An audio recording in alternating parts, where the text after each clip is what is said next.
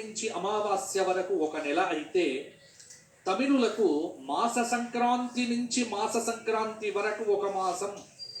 తిథుల కారణంగా తెలుగు మాసాలకు సంబంధించిన ఆంగ్ల తేదీలు మారుతూ ఉంటాయి, కానీ తమిళ మాసాలు మాత్రం ప్రతి నెల 14, 15 తేదీల్లోనే ప్రారంభం అవుతాయి. సూర్య సంక్రాంతులను అనుసరించే తమిళ మాసాలు ఉంటాయి. ఆ వ్యత్యాసమే ఈ రోజున మనం గమనించవచ్చు.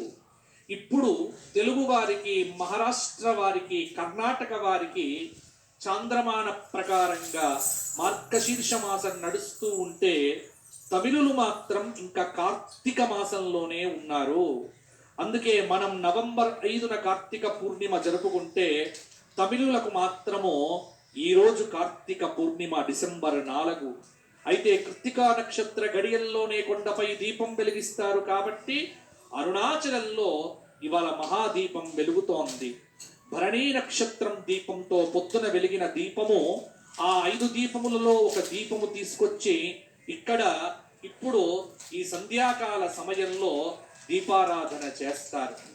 కాబట్టి అద్భుతమైనటువంటి ఒక దివ్య దృశ్యాన్ని మరికొద్ది క్షణాల్లో వీక్షించబోతున్నాము. అరుణాచలంలో మహాదీపం వెలగబోతోంది. దీపం వెలగటానికి సంకేతం గర్భాలయం నుండి అర్ధనారీశ్వర మూర్తి బయటకు రావాలి. బయటకు రావడమేమిటి, ఇక్కడ కాకడాతో సంకేతం ఇవ్వడమేమిటి, అక్కడ మహాజ్యోతి వెలగడమేమిటి, అన్ని క్షణకాలంలో జరుగుతాయి. ఆ దృశ్యాన్ని మనము చూడాలి.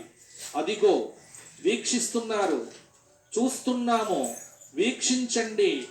అరుణాచలేశ్వర అద్భుత దివ్య తాండవ అర్ధనారీశ్వర స్వరూపము. అర్ధనారీశ్వరుడు వచ్చేస్తున్నాడు. కొండ మీద మహాజ్యోతి వెలగబోతోంది, కార్తీక జ్యోతి వెలగబోతోంది, దివ్య జ్యోతి వెలగబోతోంది. అద్భుతమైనటువంటి అదిగదిగో అద్భుతం, ఆనందం.